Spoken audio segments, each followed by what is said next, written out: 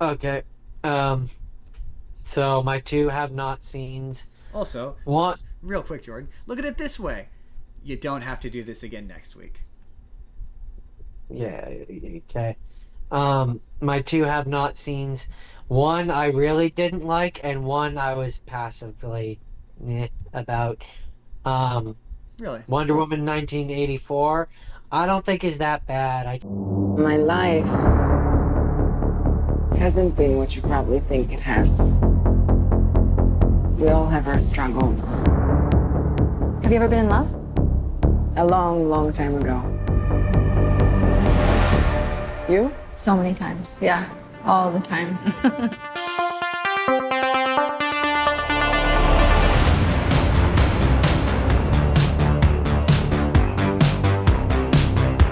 Welcome to the future. Life is good, but it can be better. And why shouldn't it be? All you need is to want it.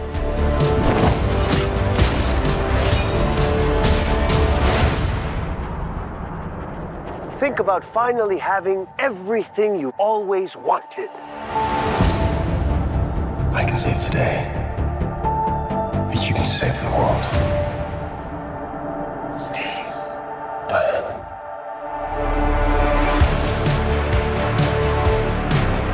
Now, I take what I want in return. Everyone will see.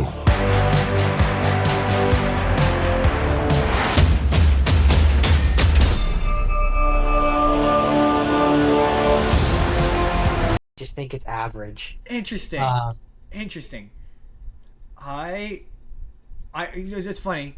I keep saying it's really bad, but I went back. I think this is one of those situations where you made it sound so bad, Yeah. like so bad, that my expectations were for it to be like garbage. How'd you know I didn't do that on purpose, Jordan?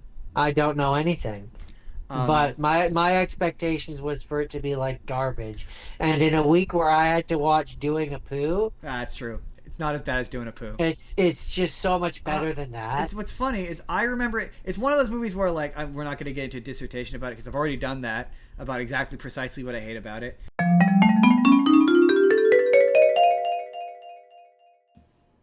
Is that it? Yep, that is it. So it's really funny. I know Jake really doesn't like this movie. My review of it at the time was tepid. This is Wonder Woman 1984. Now I really like the first Wonder Woman Yeah, I've never watched this one because you told me not to watch because it. I said it was. I mean, I don't know if I would have specifically used the words "don't watch it." I do recall being like, "You probably shouldn't." You won't." said, yeah, that's just it. Well, that's You were because at the like, time you shouldn't- had a hard hate boner for DC movies. Now your hate boner's a little less like. a little more flaccid. Yeah, a little more flaccid, so it's not quite. Now okay. Okay. Here's the thing, right?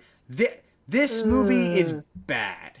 It's bad. It's a bad movie. A little more It, flaccid. it deserves. I don't know what it got nominated for Razzies, but I'm guessing probably worst actress for Gal Gadot. It has massive leaps in logic. You could tell it's a late stage DCEU project, so its script feels cobbled together because it is. So like the plot, or I imagine it probably was. So the plot of this is that Wonder Woman has been since the end of the last one has been living around on Earth and is sad and pining for Chris Pine, who died at the end of the last one. To remind y'all, he died at the end of the last one, and she works for a museum with Kristen Wiig, who is the Cheetah. You know, the Wonder Woman's villain, the Cheetah. Oh yeah. She works for the museum, and she's a bookish, shy, awkward kind of character who's like really nice and like good, and everyone treats her like shit. The best she's Meg basically, and I'm gonna see if I can find it here. read you my Letterboxd review. Because I remember at the time being like, it's bad, but it's not like as bad as Batman versus Superman. It's like that kind of like, okay, I've got it here. Yeah, so Wonder Woman 1984 is bad, but not the make you angry kind of bad, but the disappointing kind of bad. Scenes range from being pointless and easily cut out of the bloated runtime. This movie is 2.5 hours long, or overly long and boring. The action sequences have laughably bad special effects. There's a really funny bit where it's Wonder Woman's running towards the camera, and it's really evident she's running against a green screen. They finally, by the end of the movie, do the Wonder Woman can fly thing, and it looks horrid. The CGI integration is bad. The villains are either too likable, so it's not fun when Wonder Woman finally gets to punch them because it's honestly kind of sad, or have powers and motivations that are undefined and nonsensical. The movie needed to pick one villain and stick with it. According to the director, it's meant to be campy and cheesy, but it's not campy enough to be fun. It's not deep or emotionally resonating enough to be thought-provoking or interesting. Overall, it's not as bad as Batman vs. Superman or Justice League, but it's not as good. And also, and this is just a personal gripe, but this movie has Maxwell Lord in it, and in my brain, he's known for one thing, and that's breaking a leg. Neck. Does she snap his neck? No, she doesn't snap his neck. Spoiler alert: she doesn't snap his neck, and like it's very bizarre because you could tell it comes across because the plot of this is basically that there's a magic Dreamstone, and the Kristen Wiig accidentally uses it to wish to have Wonder Woman's powers, which is slowly causing her to lose her humanity and become more and more aggressive. Because it's one of those, like, the Dreamstone is like a monkey paw situation, so you make a wish and something negative happens. But... That tracks. But so the movie eventually introduces Maxwell Lord as played by, what's his name? He was Mr. Fantastic in the Fantastic Four. He's overused. I know who you're talking Why about. can't I remember his name? It's a really famous Pascal Pedro. Pedro Pascal, thank you. Pedro Pascal is in this as Maxwell Lord, and Maxwell Lord shows up and tricks Kristen Wiig in a scene where he's like making out with her and like takes the gigantic stone and hides it behind his back and like takes it and he wishes to become the stone. So he's like, I wish to become the stone. And so like every time he has to get people to use basically his monkey's paw consequence is that it's slowly killing him and like causing him to get sick and like causing his body to fall apart. So in order to prevent his body from falling apart, he needs to give people to make wishes, but like they make it clear that in order for the wishes to happen, the stone you need to touch the stone. So like when Kristen Wiig makes her wish, she touches the stone, and every time he uses his powers to make someone make a wish, he shakes their hand or makes it so they touch him. But Wonder Woman never touches the stone, so she makes a wish to bring back Steve Trevor, like, or I should say, she somehow makes a wish that brings back Steve Trevor, even though she never says the words "I wish to bring him back," and she never touches the stone. So it feels like the bit where Steve Trevor comes back to life was added in a rewrite because it makes no sense. So like he comes back to life and he possesses the body of some random guy who doesn't look like Chris Pine.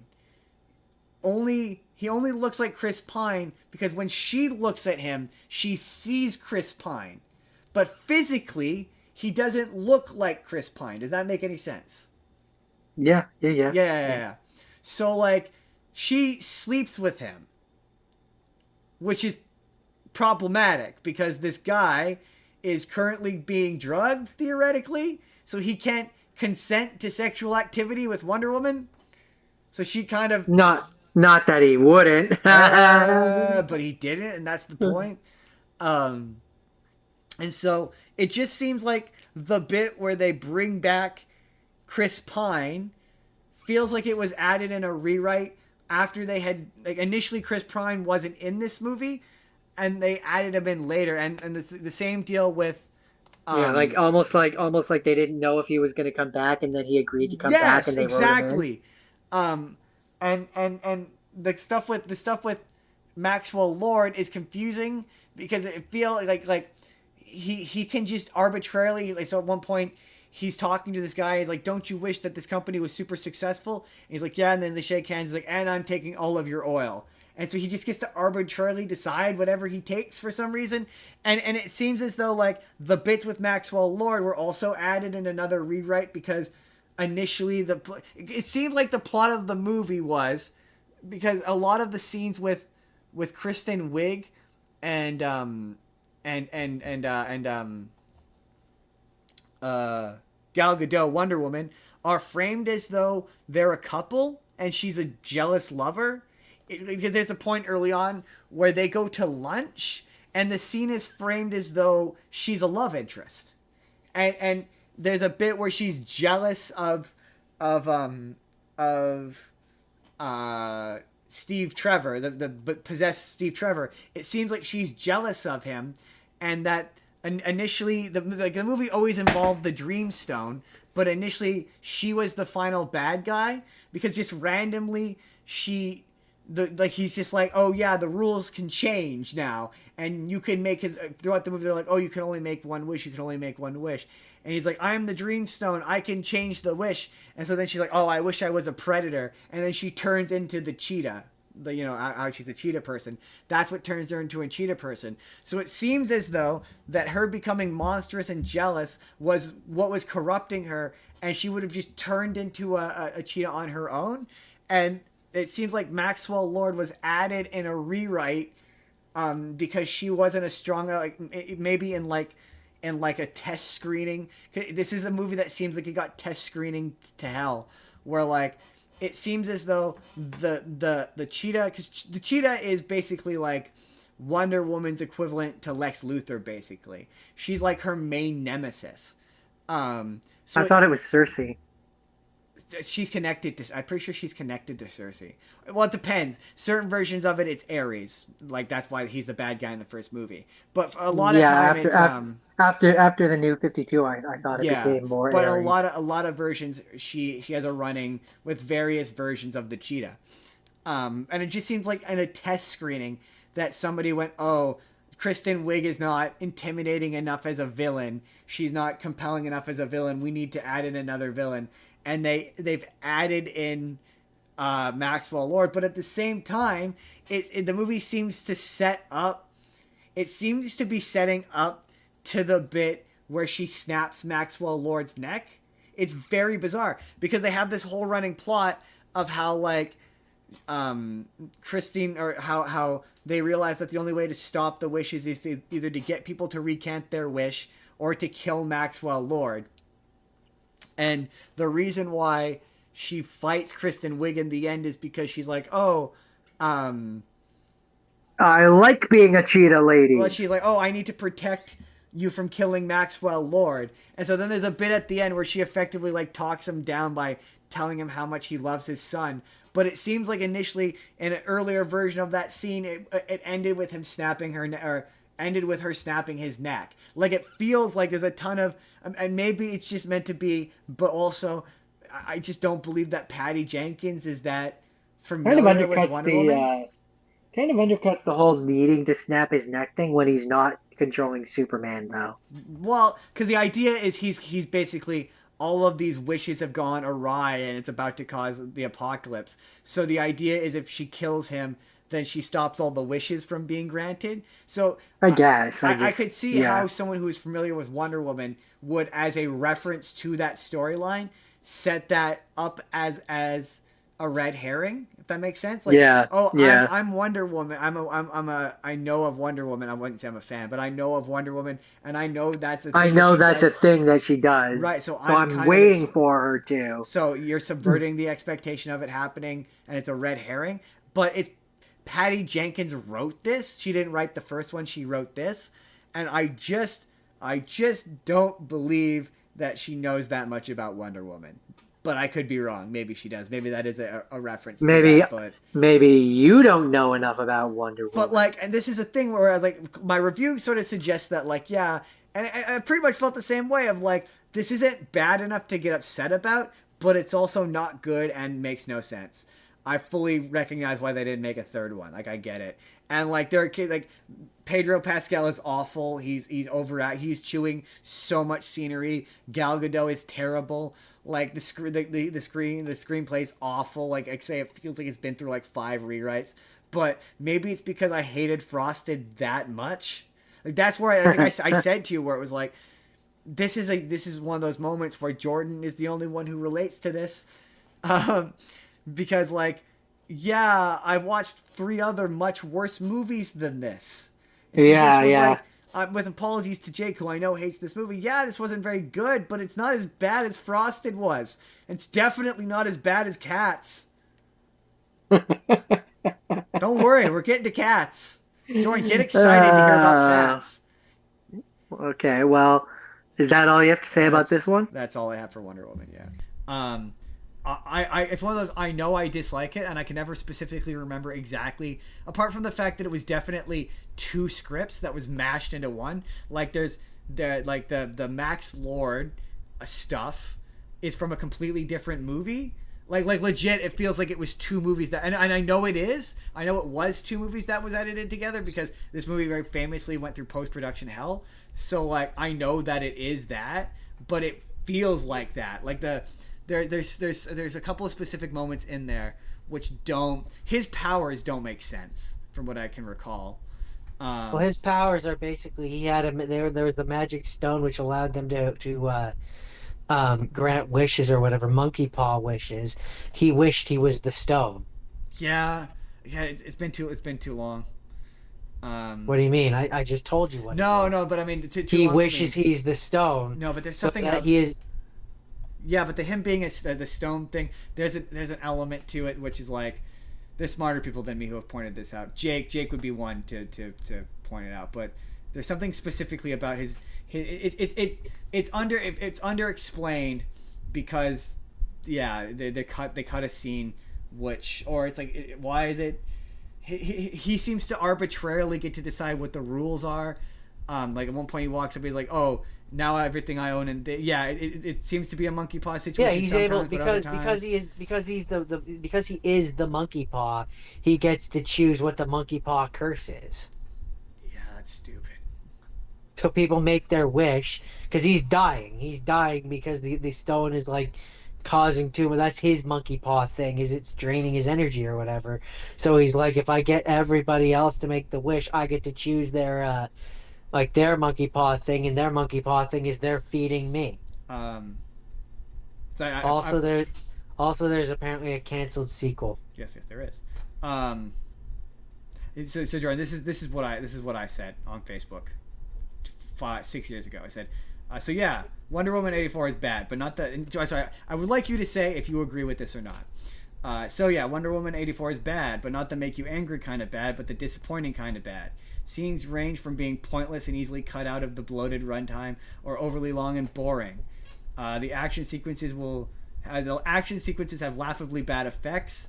The villains are either too likable, so it's not fun when Wonder Woman finally gets to punch them because it's honestly kind of sad, or have powers and motivations that are undefined and nonsensical. They needed to pick one villain and stick with it. According to the director, it was meant to be campy and cheesy, but it's not campy enough to be fun. It's not deep or emotionally resonating enough to be thought-provoking or interesting. Overall, it's not as bad as Batman vs. Superman or Justice League, but it's not good. Also, and this is just a personal gripe, Max Lord is good enough for one thing in the comics, and they don't do that here, and I, for one, was disappointed. Yeah, I mean, like I said, I don't think this movie is good. I just don't think it's bad. So I think we sort of agreed of like we're basically agreeing. Yeah. It's too long. It's too long. Fine. It's definitely too long. There's a lot. Like I remember that opening scene where she's racing. I will say I was agonizingly long scene. And it takes a little bit too long to explain how Chris Pine is suddenly there. Yeah, oh yeah, there's a I dubious found consent that involved in Chris Pine and him hijacking a man's body and then Wonder Woman sexually assaulting him. Because Jordan, that man's body cannot consent. again, that's a weird way to put it, but That's how everyone else puts it. You I can't mean, consent. it doesn't make it any less of a weird way to put it. It's that man did not consent to having sex with. I mean, I feel like he probably would have, but he didn't, and consent. Anyways, I don't really have anything else to say about this one. I don't remember. I don't remember exactly. What the were. Stupid. I'm getting real tired of fighting with this, man. That's valid. That's fine. That's valid. We've said all we have to say. While you're fiddling with that, I can move on to my first half scene, which... Hey everybody, it's N-Card Justin here. Let me know down in the comments, what do you think? Is Wonder Woman 1984 really that bad, or is it just kind of mediocre? Anything in the middle? Let me know what you're thinking down in the comments down below. But in the meantime, if you'd like to see the full podcast that this is from, our DC season finale, you click the box on the left, or if you just want to see a random video that YouTube thinks you're going to enjoy, click the box on the right. Hit subscribe if you haven't already. We put new videos out 7 days a week, or you can just leave this video a like. That helps us out too. We'll see you all in the next video. Have a good day, everybody.